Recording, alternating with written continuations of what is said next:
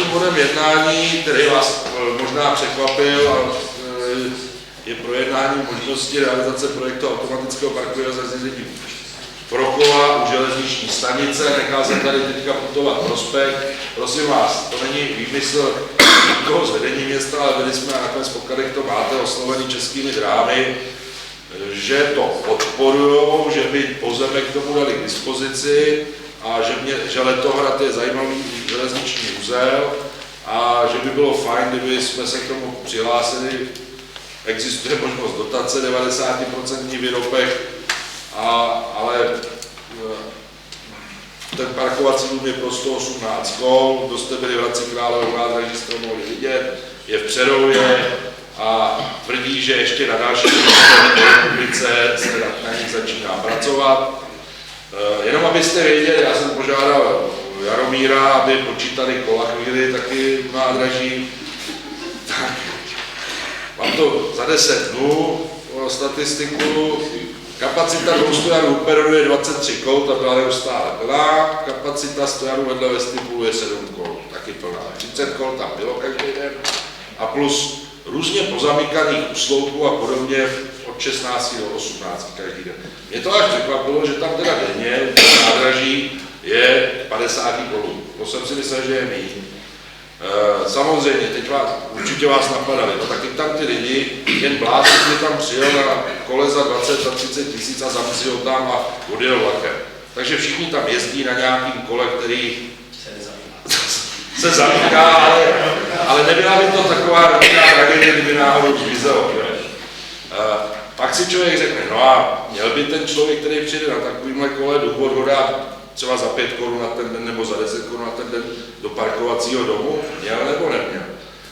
Pak vás si napadne, že teď třeba někteří, co mají jen dražší kolo, tak tam nejedou, třeba ty by zase přijeli a odjeli by vlakem. Přijeli by na kole, to dražší, věděli by, že tam můžou nechat přilbu toho a všechno se tam schová. To funguje tak, že to tam nějak dáte a ono si to odveze na nějaké místo a pak přijedete a zase vám to kolo automat přiveze. Ptal jsem se výrobce, nebo ptali jsme se výrobce, zda umějí i mínko než 118. Z těch 118, jestli si dobře pamatuju, asi 12 pro jako dětských.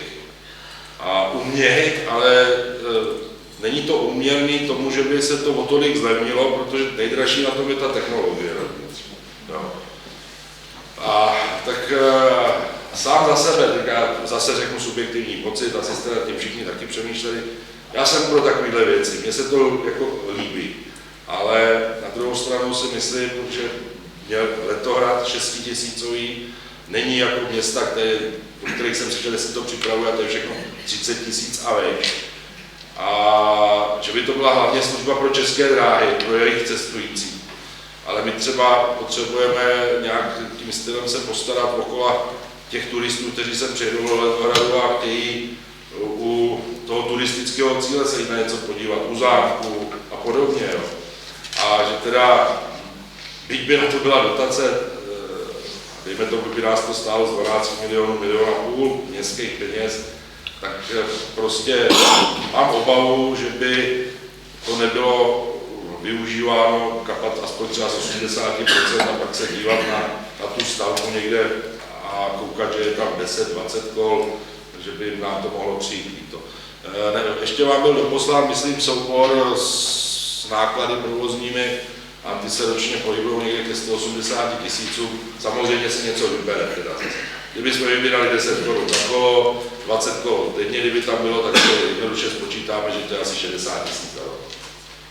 Tolik, co jsem chtěl říct, není tady Dan, možná bych klidně slyšel, že zase je nějaký dotační titul, tak dopneme, to je, prosím vás, protože nás oslovili České dráhy, takže to dávám zastupitelům řádně projednat.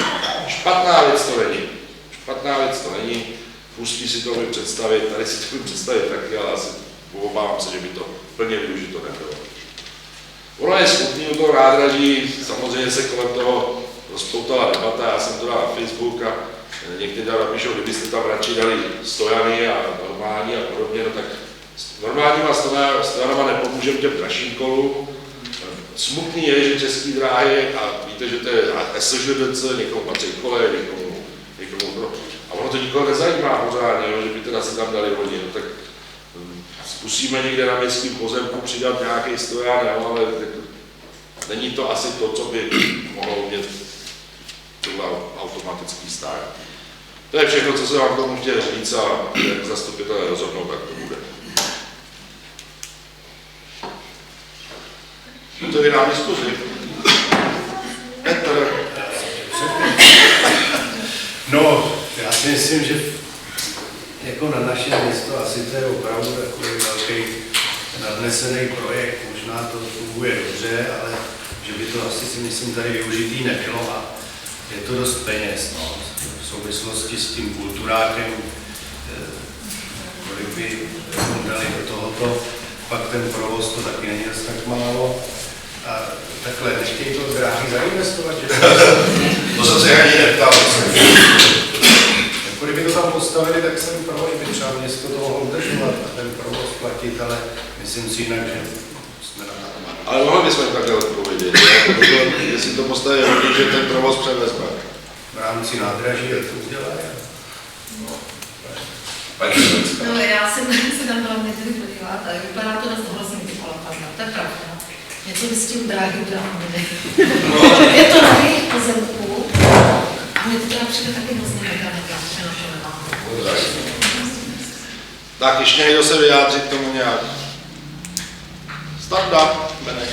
No, mně by se líbila ta myšlenka, co tady říkal pan Hoffman, skutečně zkusit jak si oslovit ještě ty dráhy, protože nakonec je to pro jejich zákazníky, že jo?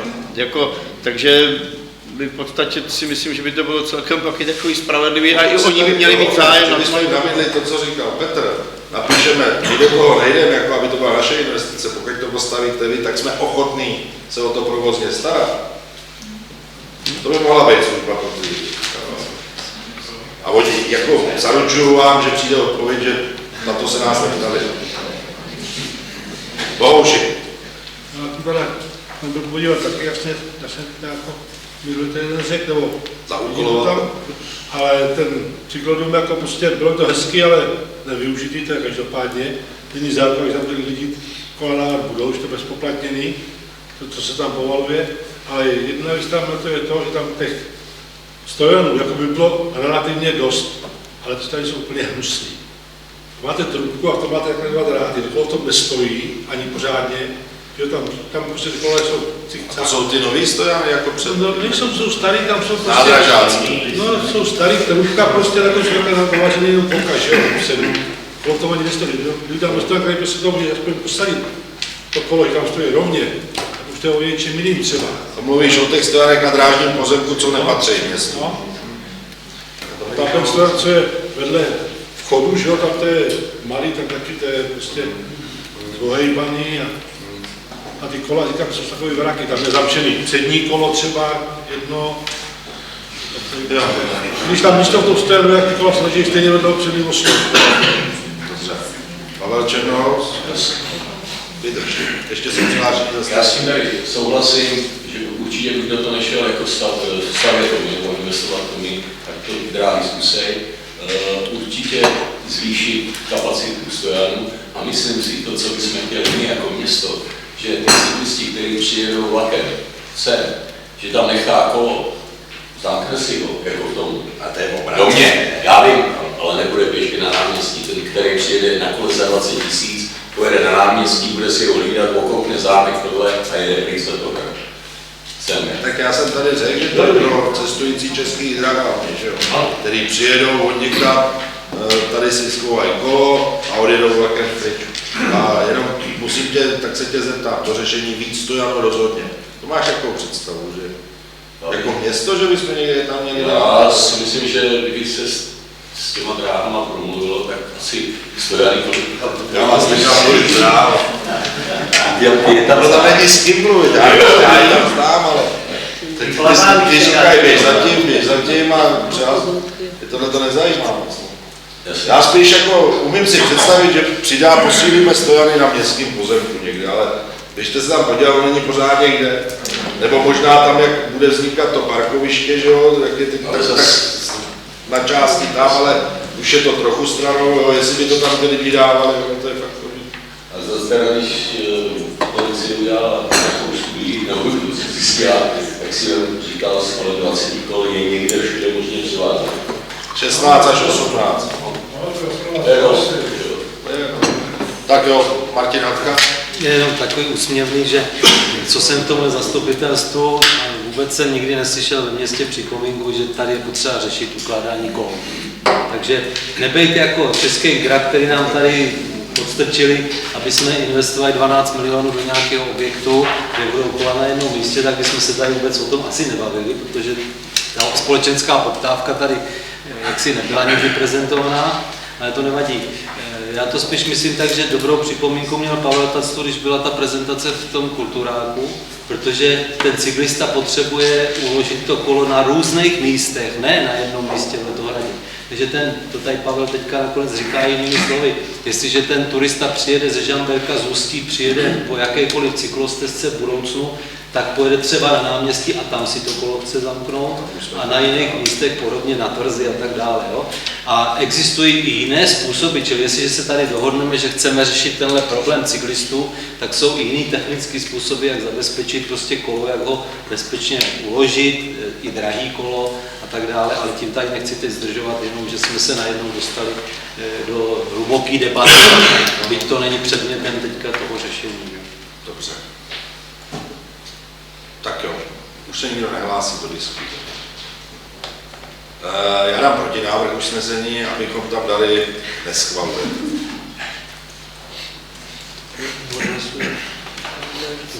Když to neodhlasujeme, tak nic nestalo, ale... A tak to nech takhle, dobře, beru zpět, budeme hlasovat o tomhle, pokud to neprojde, tak nebylo přijaté usnesení, záležitost projednána, nic se nekoná.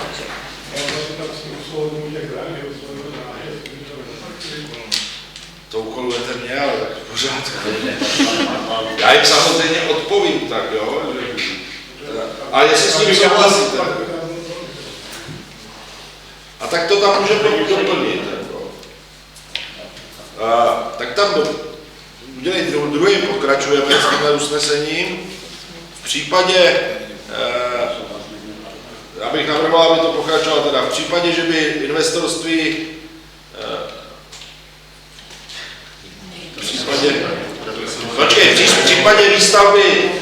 v případě výstavby Českými dráhy je město ochotno převzít provoz takového zařízení. Jo? To si ale potom protiřečí, že řekneme, že ne, že to nechceme schválit a na druhou stranu řekneme ano, že v případě výstavby... Tak to jiný Já bych to nechal takhle, hlasovat. Počkejte, tak stop. Rozumím, jasný, takhle ta FIBUSovej to neschvaluje přípravu. Tak jestli se takhle dohodneme, že takhle upravíme, že vidím, že tady nikdo není s praporem, jako musíme to stavět. Takže neschvaluje a teď tak. V případě výstavby čeho je město ochotno převzít provozní náklady. Ale ty neznáme a jsme Známe, převzít. jsme je převzít. To je hypotéza. Nebo provoz tohoto. Proč ale jako pro český dom? Tak proto nehlasuju. Já říkám, že to tady tvoří. Tohle ale dostal spotřebu. Dostal, ale to město převzít je ochotno převzít. Tak, když jsme se do toho zamotali, tak to neprozmotá. Víte co, prosím vás, tohle smáš. Já vám slibuju, že jim takhle jim odpovím, že kdyby náhodou to stavěli, chtěli, je mně jasný, co oni odpovědí, že oni nebudou investorem. Já jim napíšu, že kdyby to oni postavili, tak lze jednat o tom, že nějakou pomůžeme provozní náklad. Jo, otevřeně. Takže to necháme usnesení tak, jak bylo. Prosím poklid, návrhová komise. Protože návrhové komisi nebyl podán žádný protinávrh, hlasujeme o návrhu usnesení, který je formulován v žádných podkladech. Děkuji, kdo je pro? Kdo je proti? Kdo se zdržel hlasování? Já jsem to blbě zmáčkla. Tak, Anka blbě zmáčkla. Ty jsi byl pro, aby se to stavilo? Já jsem...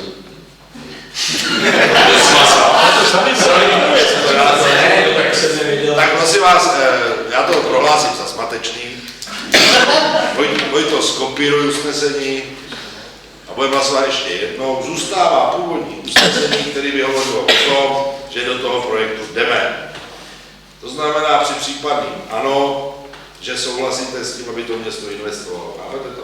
Jo? Tak, bezvadně. Můžeme to, máš to připravené hlasování? Tak spust hlasování. Tak znova, kdo je pro realizaci tohoto projektu? Kdo je proti? Kdo se zdržel hlasování?